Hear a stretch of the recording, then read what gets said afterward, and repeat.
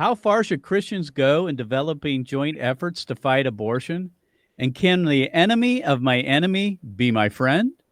You're listening to Activist Radio on the Mark Harrington Show.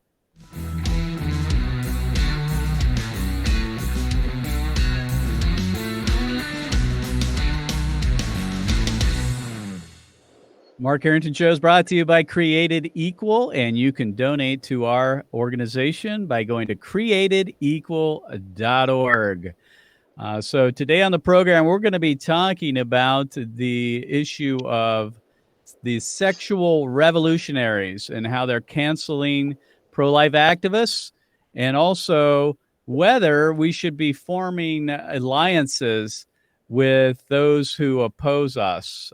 So we're going to be talking about that. But before we do, I want to draw attention to an event coming up here soon here in Columbus, and that is called the Day of Action. The Day of Action, which is a 2-day event, actually. The night before, we spend time in training young people in pro-life apologetics, and then we take them out on the street. And that will be June 13 and 14. It's here in Columbus for a nominal fee. You'll get trained by some of the best pro-life apologists in the pro-life movement. And then we take you out on the street and we do public outreach at overpasses and abortion centers and downtown squares and universities. So this is a good entry point for someone who's considering pro-life activism, either on a volunteer basis or beyond that. And so if you want, go to createdequal.org and you can sign up for the Day of Action. All right. So listen, what I want to do today is talk about this issue of the sexual revolution and how it's changing the landscape in the pro-life movement, how they are aligning themselves with pro-abortion activists and canceling pro-life speech. But I also want to talk about this issue of what Francis Schaeffer, the great theologian who really brought this to the attention of the evangelical church in the late 1980s, what he called co-belligerence, and that is aligning ourselves in joint ventures to fight abortion, and what limits we need to be putting on that. So we're going to be talking about that maybe in the second half of the program. In order to do that today, I have as my guest John Henry Westen from LifeSite News. He's one of the co-founders and also the editor-in-chief. John, thanks for being on the program today. Thank you, Mark. Good to be here. So the reason I wanted to bring you on, John Henry, is that I follow LifeSite News as a pro-life activist. We get lots of our news from that site. I love the site, by the way. I think you guys are on the cutting edge of reporting what's going on. I like your boldness. You report it as it is. You're not like the politically correct part of our pro-life movement. You're not Republican shills, if you will. So I appreciate the straightforwardness. And so I saw that you had been running up against big tech in the past, Facebook and the others, and them trying to censor you, but they apparently have deplatformed you for good. And so when I saw that article, I wanted to bring you guys on to talk about it. And just to go back a little bit, we're all familiar with this now. This has been a problem for years, but really came to a head at the end of the Trump administration here in America and the election, culminating in the January 6th events and so forth, where they started deplatforming all kinds of people and groups all across America. And like others, we were starting to think about our own situation. And so this isn't new to anybody. We need to go back and deal with all of that. But I find what's interesting here in your situation is that pro-abortion and LGBT groups like GLAAD, Human Rights Campaign, have made an alliance with NARAL, Pro-Choice America, to come against you guys. And they used COVID to take you down, which I thought was interesting. They didn't deal with the LGBT stuff directly or the pro-life stuff. They brought up your COVID positions. If you would tell us kind of what's gone on there with you guys and big tech over the last several years and months. Yeah, so we actually, believe it or not, we were warned before, particularly about our LGBT transgender coverage. That was a sensitivity. We saw people, our Twitter account was actually suspended first, well Ooh, over a year ago, because we refused to okay. call a biological male a female. And so that happened. We refused to do that, and we let Twitter go. Eventually, we went back a couple times, but we thought this is ridiculous. So, in terms of the other big thing that happened, that was YouTube back in February. Um, really, right after Biden got in, there was that whole host of deplatforming, and they said always that it was around the COVID issue. However, the first warning also came through an LGBT issue. We were deplatformed, actually, first of all, because of comments from a nun, a priest, and a bishop. It Mm. sounds like a bad joke, but it's actually true. Yeah, it does. So, interestingly, this information that you're mentioning comes is sort of new to us too. Facebook deplatforms us just about what 3 weeks ago now, and they present, oh, it's all this COVID stuff. You're providing medical disinformation. By the way, all the information we're providing is totally available on the U.S. government's own VAERS website, the Hmm. adverse reaction website to the vaccine. So nothing that we're publishing is not public information from the government already.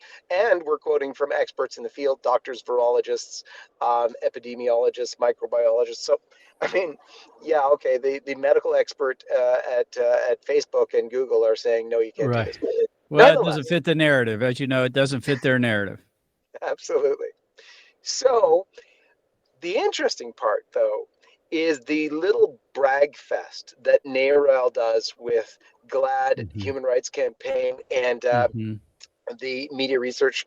They are basically the Soros funded arm of media checking for the left, and Right. so we basically learned from them that they were all in cahoots and spent long periods of time researching and sending to Facebook our violations against their COVID policy and getting us deplatformed that way. But we were actually grateful for them for letting us know it was them, because that's interesting to learn. Right now, they're seeking to deplatform us completely because we have a couple of other channels, not under the name of LifeSite. We can end abortion. We defend the family. So those Facebook sites are still active. My own personal YouTube page is actually also still active. But basically, we're telling everyone now, go direct to lifesitenews.com, because we're Hmm. secure there. Any video we put out, any podcast, anything we put out is right there for you to go to, and you won't get deplatformed there. We're just solid there. In fact, we're making the plans so that we can't get deplatformed there, Well, I because we're worried appreciate about that. all sorts of other things as well.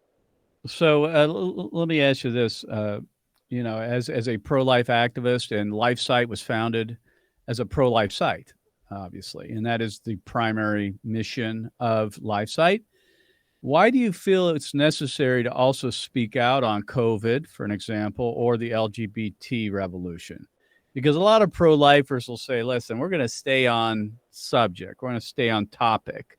We don't feel like these issues are important, or they detract or distract from what we're trying to achieve, which is educate people on abortion. Why do you guys take a different tact? Okay, well, it's a good question. We started off in 1997, so we're kind of ancient in Mm-hmm. terms of online presence. We started off because 1997 also coincided with the first year Canada did its March for Life, and we noticed, Okay. because we were going to the United States March for Life for years already, that the mainstream media wouldn't cover it. And it's totally bizarre when you have like hundreds of thousands of people blocking major roads. Imagine you get stuck in your car for hours Mm-hmm. waiting Yeah. for the march to pass. You get home, oh dear, there's a big anti-abortion thing going on, and you watch the news, and there's absolutely nothing. You're going to get some cocked eyebrows from your wife. What the heck did you miss dinner for? Yeah. Um, so this is bizarre. So we had to represent the truth of life that was going on, but also we noticed the coverage on life issues was completely insane. Remember the CNN specials? They would start with a bullet hole in a window, and then they would tell the story about how horrific it was that this, abortion activist was shot. Complete nonsense, especially for us. So in Canada, we've never had an abortionist shot. Yet they would start all the television news specials about the pro-life movement with the broken window and the abortionist lying there dead on the table with his family. And it's never happened here.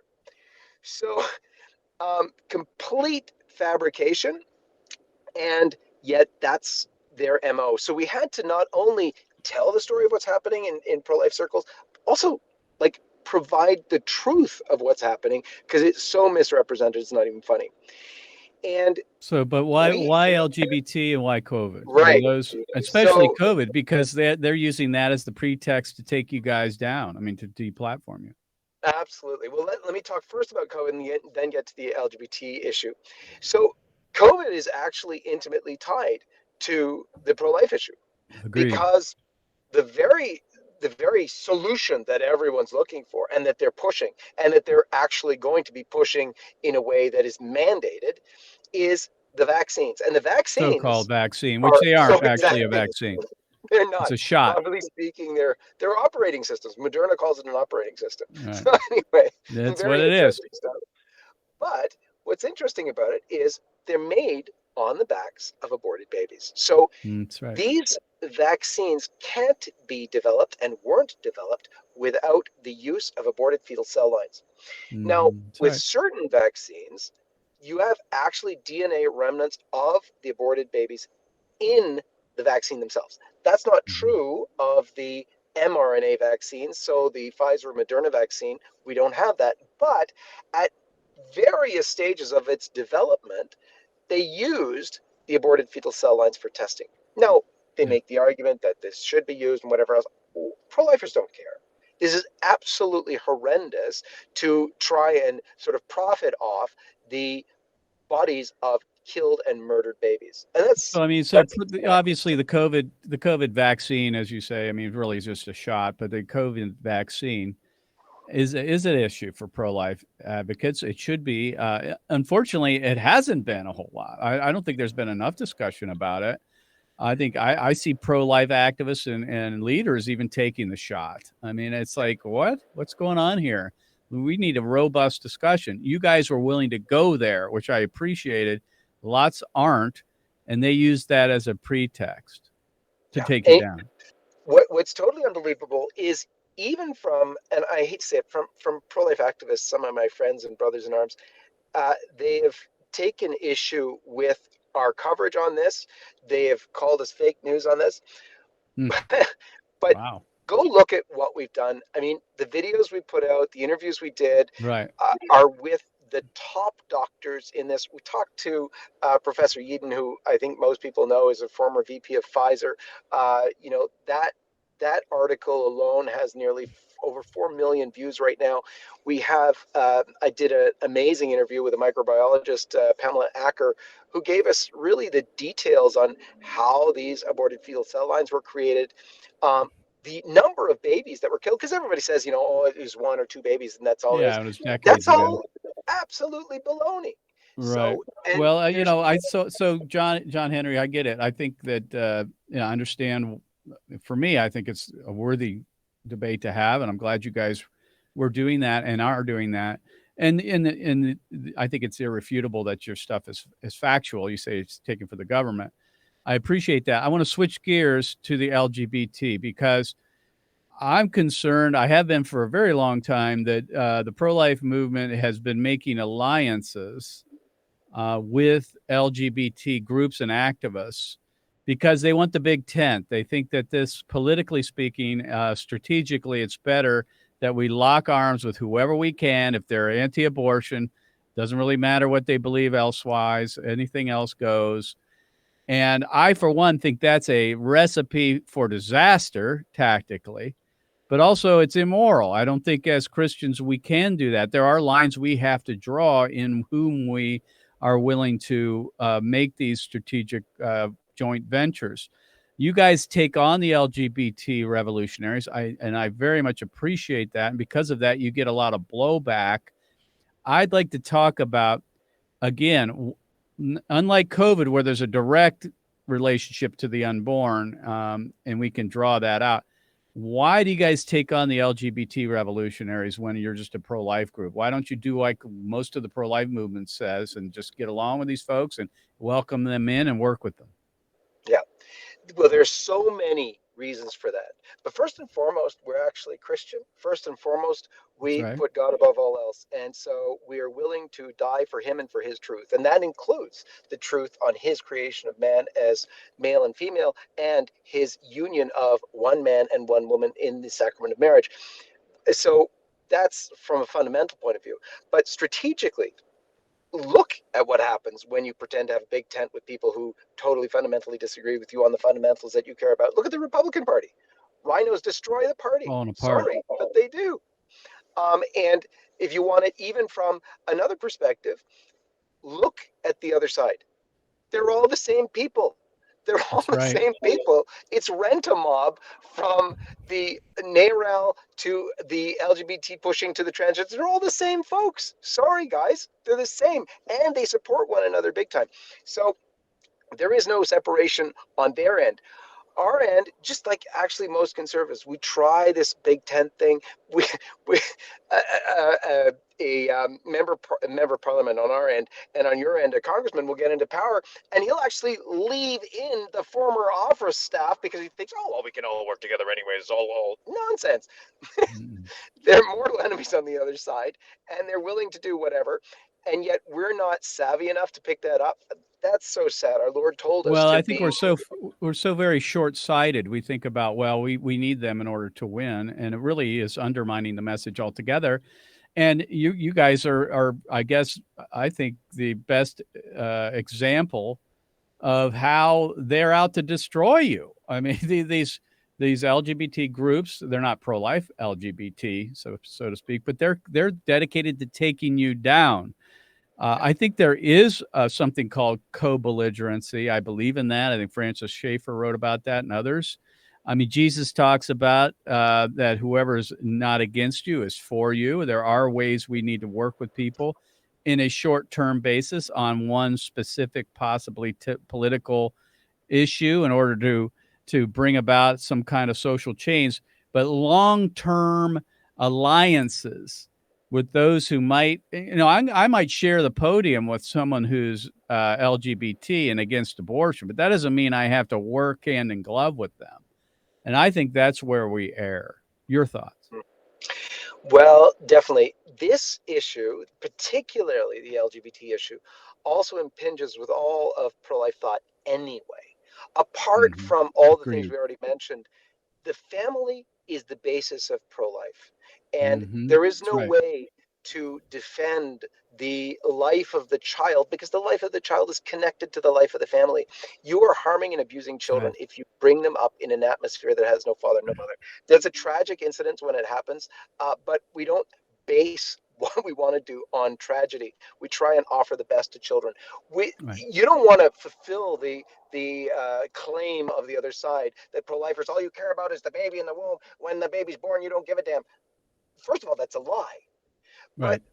we're making it into a truism when we're trying to say, oh, yes, well, all we're concerned about is the baby in the womb. The family that they're born into, well, that's totally other matter. We're going to step out of Right. it. No, actually, And of no, we're course, the not. sexuality generally. I mean, we're talking about not only is the destruction of the unborn an attack against the image of God itself, which is human life, but sexuality and how God defined that within the covenant of marriage is the way that He said that is our human identity. Any attack against that covenant, whether it be homosexuality, pornography, LGBTQ, is an attack against the image of God. And I think that's where we miss it. We're actually allowing Absolutely. people to come in, and it's a house divided, and it undermines. I mean, it just doesn't work. It goes against natural law that we would not exclude these people from our inner workings. So I think that for a short period of time. Well, let me talk about just the culture of death. We think about abortion being the culture of death because it kills an unborn baby, but Just anything outside the covenant of marriage is really an attack on the human person. It is, and it's a attack on life, and we see that in, well, even if you look at dry stats, you see that. So the child is most protected in an intact family. The abortion rates of Correct. non-intact families are massive compared the other way. And the other thing is, we actually, many people think, oh, it's so pro-life to have IVF. No, it's not. No. IVF is one of those things that for a lot of Christians, they think, oh, that's just a great and wonderful, awesome thing because you're creating Hmm. life. No, you're not. You're actually costing life. Look into IVF. This is why the church has always fought IVF, by the way, but also why Christians who know the science behind IVF and their faith well will never, ever approve of IVF because okay, just from a pro-life perspective, you create how many embryos to start with, and you Right. try and implant them. You try and implant them in multiples, hoping that one will stick. I made an example once to try and get this point across to people. Imagine you're standing on the top of a building, and in another building across a laneway, there's an open window with a couple wanting a baby and they can't have it with the sad faces. And you're on top of this building and you've got 20 little babies around and they're all nicely there in their diapers. And you think, hey, I can get that couple of baby. I can throw 3 babies at a time across the alleyway toward the open window, hoping I make it in. And throw three, oops, didn't matter. We can try again. We've got 5 more shots. That's actually an accurate thing that they do with IVF. They make about 20 unborn babies as in the lab. First of all, illicitly, God created the sexual act for sexual union, and Right. that's For how we're to come procreation. to be. And That's right. so we have this uh, God ordained procedure to bring life into the world. When we go against it, we go against not only God We go Almighty, against but everything we His believe. creation. My guest today is John Henry Weston, and folks, you can go to his blog and check out some of his writings. He also hosts the John Henry Weston program. It's a podcast. You can check that out at livesitenews.com. And we're talking today about a house divided and how the sexual revolutionaries are infiltrating the pro-life movement. John Henry, we only got a couple minutes left. How would you prescribe pro life activists and groups to handle the LGBTQ revolutionaries who come and say we're pro life, we want to be part of the movement? How do you suggest we deal with that? Because that's a real thing and it's happening, and people are welcoming them in for the most part. Yes. Well, for some of them who are sincere, we can thank them for their support and engage with them where they can to support the movement if they want to donate to the movement or they want to promote it among their friends to vote for a certain pro-life legislation or encourage politicians to vote for pro-life legislation. But that's actually as far as it can get. You can never Mm-hmm. allow them into the inner workings because the inner Mm-mm. workings of the pro-life movement necessarily deals with the family issues where they're opposed, and not only opposed, they're ideologically opposed such that your plans that you're sharing with them will be divulged. But they have to do that. That's where they sit, that's where they stand, that's where they are. And how Mm-hmm. can we expect anything else? If you yourself were in let's say, a movement to get the dollar back up, or no, a really good one like defending the right to bear arms. But in that same movement, they were saying, yes, a right to bear arms, but we're going to actually, and make it crazy, use it to undermine the pro-life movement. You'd have to make that public because your Mm-hmm. first love is being threatened, and you'd have to. So these folks might be well-meaning in terms of life, might be led there. We've always got to treat everyone with love, but Mm-hmm. with love comes truth. Right. You can't truly love somebody when you don't give them the truth. And it's exactly why we're supporting life in the womb for the sake of the mothers, because we know that it costs the mothers, it costs them their health, their mental health, but also their spiritual health. And it's exactly the same with the LGBT issue. As Christians, we So all we know only got that about it 50 harms. seconds left, so I'm going to need to wrap it up, John Henry. I appreciate you being on Absolutely. the program. Folks, go to John Henry's blog, if you would, at livesitenews.com and check him out. He's got a podcast there as well. And also, again, I wanted to draw your attention to the Day of Action, which happens June 13 and 14 here in Columbus. If you want to be equipped as a pro-life activist and actually learn how to take what we train you to do and take it out onto the streets, you can join us for the Day of Action, June 13 and 14. And so today we're talking about the sexual revolutionaries and how that's undermining the pro-life effort. And if you want to learn more about this, please go to createdequal.org, or you can go to lifesitenews.com. We'll see you next time. God bless you. God bless America. And remember, America, to bless God.